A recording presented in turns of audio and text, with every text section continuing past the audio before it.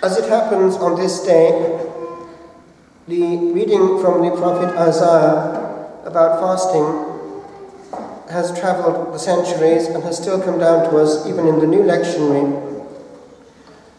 It is fitting that it should be so on the first Friday of Lent. Indeed, this reading has given rise to a book by a Protestant author way back in the 70s entitled God's Chosen Fast. It's a literal translation from the Hebrew, the fast that I have chosen. It comes through in translation as the fast that is pleasing to me. And unexpectedly, it goes into the whole dynamic of fasting, literally. It's come back to us, actually, since then, unexpectedly, because, as we know, from the early 80s onward, it came back into the Catholic world through Medjugorje. Fasting. I was quite impressed to see how even in new communities in France it was taken extremely seriously. In the Beatitudes, Les Beatitudes, one of the biggest charismatic communities in the world, you may know Sister Emmanuel in Medjugorje, they're there. They're extremely severe on this one. The last meal is Thursday at midday. Then they eat nothing all through Thursday night, which is spent in adoration largely, all through Friday until Friday evening, with the celebration of the Shabbat coming in, because they've taken on a lot of Hebrew borrowings. And they have that Shabbat meal, which the Holy Family would have known, and over which St. Joseph would have presided, and they use Hebrew prayers and chants and even dances. Then the Saturday is a day of feasting, without any fasting at all, as is the day of the resurrection.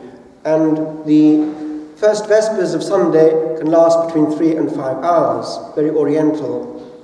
That's a parenthesis, but as well as that, they also have one of the community fasting one chosen day in the week from one of the main meals and keeping watch over the Blessed Sacrament while the others eat.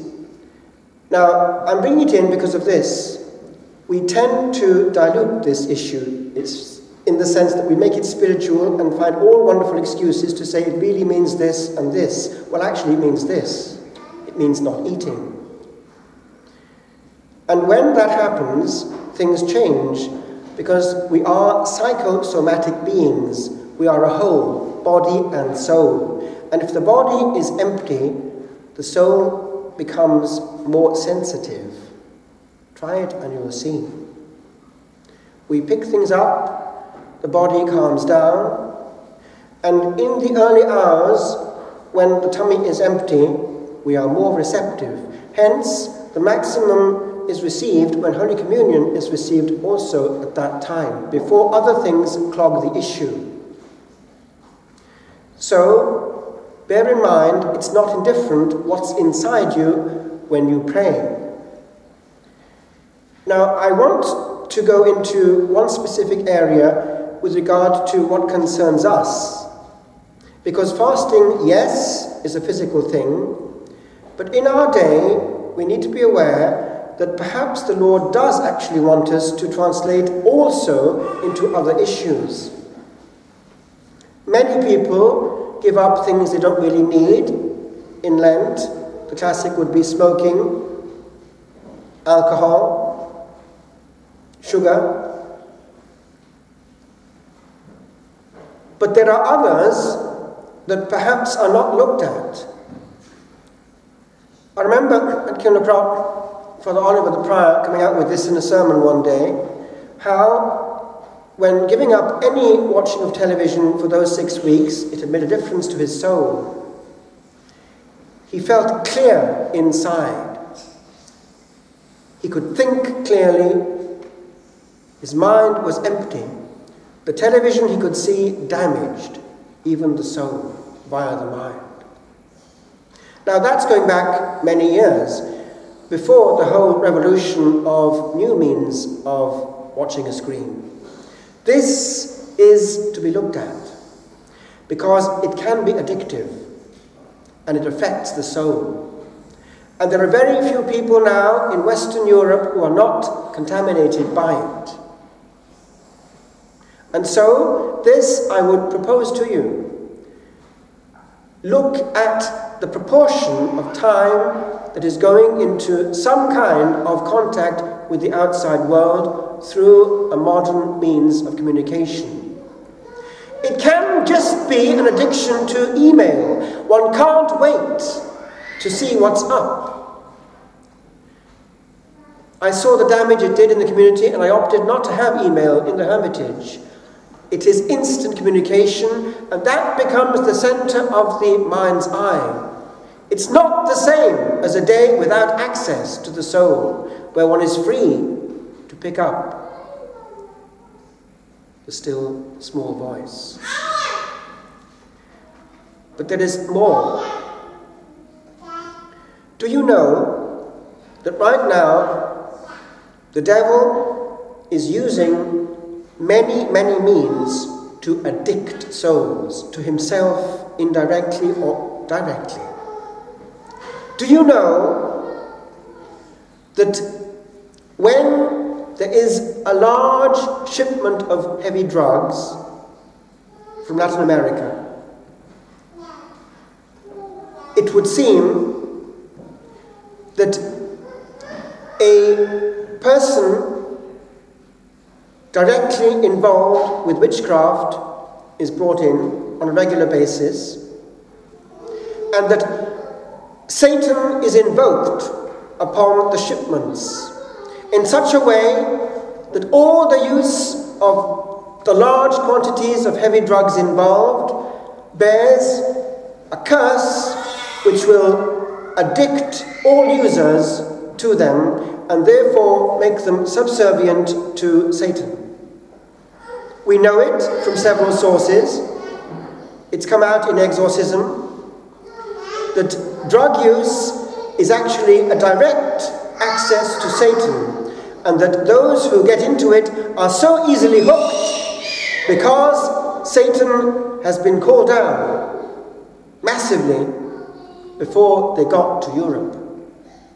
So it's not enough when one has before one a drug addict. One has to know that also this might need some form of exorcism and deliverance. It's not just a substance.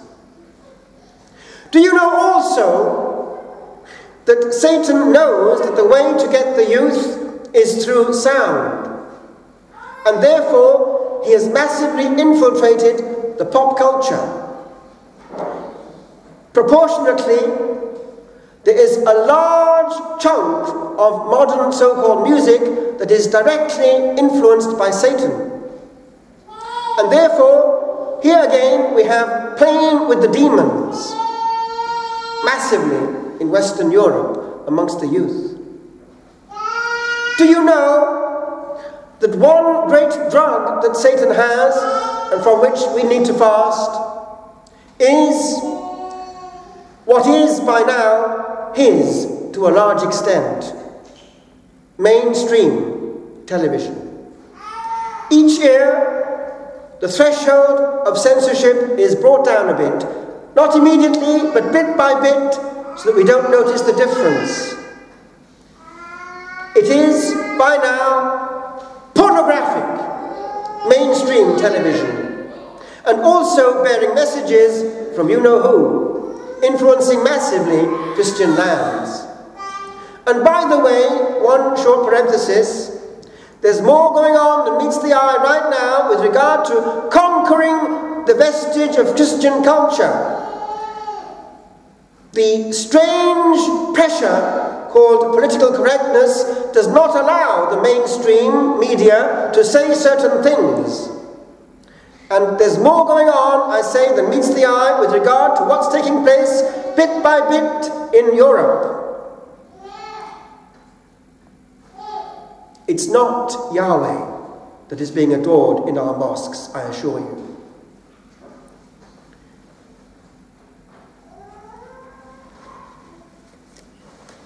But with regard to Satan, his great trick is to hide himself as the author.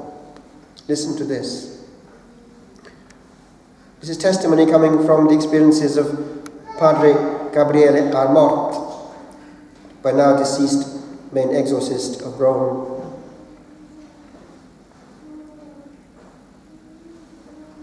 This patient comes out with this.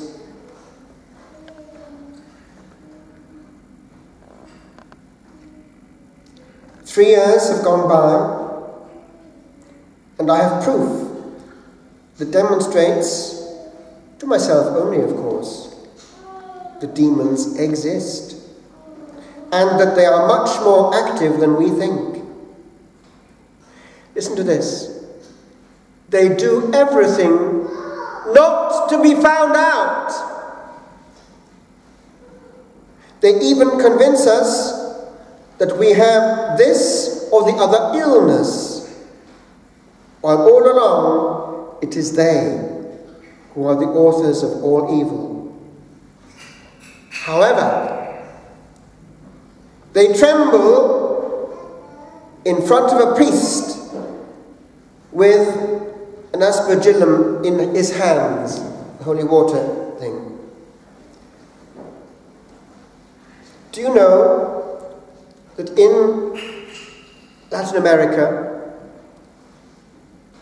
even people involved by now with evangelical Christianity, and therefore also charismatic quite often, and therefore meeting Old Nick in spiritual warfare because they take it seriously, because of what comes out, discreetly, at times, no, they have to go, yes, to a Catholic priest, an exorcist, to come on board.